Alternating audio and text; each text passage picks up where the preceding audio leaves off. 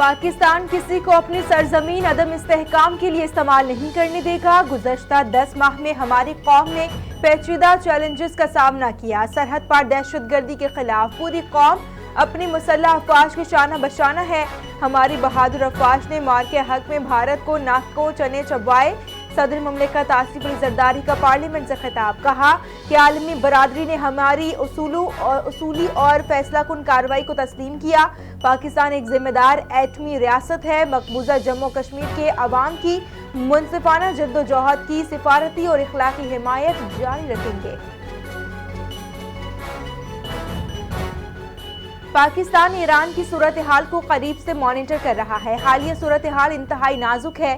نائب وزیر اعظم اسحاق ڈار کی سفرہ کو ایران اور افغانستان کی صورتحال پر بریفنگ، کہا کہ پاکستان علاقائی ملکوں کے ساتھ رابطے میں ہے۔ پاکستان اپنی تمام سفارتی کوششیں بروئے کار لا رہا ہے۔ ہماری تمام تر توجہ کشیدگی کم کرانے میں مرکوز ہے۔ سعودی عرب اور مشرق وسطیٰ کے ممالک پر حملوں کی مذمت کرتے ہیں۔ پاکستان چاہتا ہے کہ تمام فریقین سفارتکاری اور مذاکرات کو ترجیح دیں۔ وزیر اعظم شہباز شریف کو عمان کے سلطان سے ٹیلی فون پر رابطہ، خطے کی مجموعی صورتحال اور امن و سلامتی کے امور پر تفصیلی تبادلہ خیال کیا گیا۔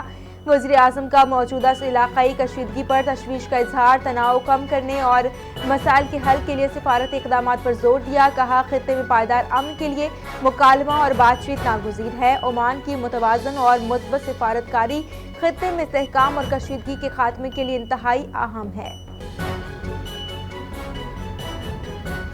امریکہ اور اسرائیل کے حملوں کے بعد ایران کی جوابی کارروائیاں جاری۔ ایران کا کویت میں امریکی فوجی اڈوں پر ڈرون اور میزائل حملے، علی الصالح ایئر بیس اور عبداللہ المبارک نیول بیس کو نشانہ بنایا گیا۔ حملوں کے بعد امریکی بیس سے دھواں اٹھنے لگا۔ سعودی شہر راس تنورہ میں آئل ریفائنری پر ایرانی ڈرون حملہ، معمولی آگ بھڑکنے کے بعد فوری قابو پا لیا گیا۔ کسی جانی نقصان کی ابتدائی اطلاع نہیں ملی۔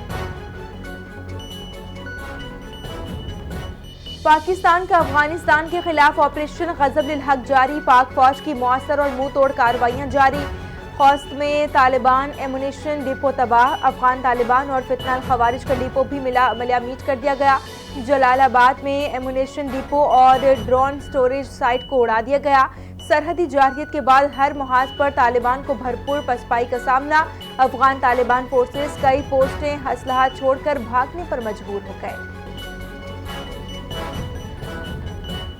وفاقی وزیر اطلاعات عطا اللہ طائرر نے آپریشن غضب للحق کی تازہ ترین تفصیلات جاری کر دیں۔ سماجی رابطے کی ویب سائٹ ایکس پر کہا، آپریشن غضب للحق کے دوران اب تک 435 خوارج ہلاک، 630 زخمی ہوئے۔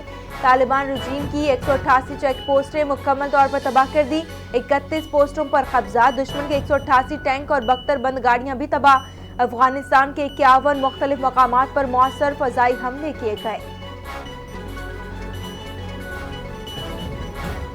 مشرقی وسطیٰ میں جاری جنگی صورتحال کے اثرات عالمی معیشت پر نمایاں ہونے لگے۔ دنیا بھر کی اسٹاک مارکیٹس میں شدید مندی، پاکستان اسٹاک ایکسچینج بھی کریش کر گئی۔ انڈیکس ایک ساتھ 15 حدیں گوا بیٹھا۔ شدید مندی کے باعث کاروبار کو 1 گھنٹے کے لیے روکنا پڑا۔ کاروباری دن کے دوران 16,089 پوائنٹس کی بڑی کمی ریکارڈ کی گئی۔ 100 انڈیکس گر کر 1,51,972 پوائنٹس کی سطح پر آ گیا۔ جاپان، تائیوان اور دیگر ایشیائی اسٹاک مارکیٹس میں بھی بڑی گراوٹ۔ متحدہ عرب امارات کا اسٹاک مارکیٹس کو 2 دن کے لیے بند کرنے کا فیصلہ۔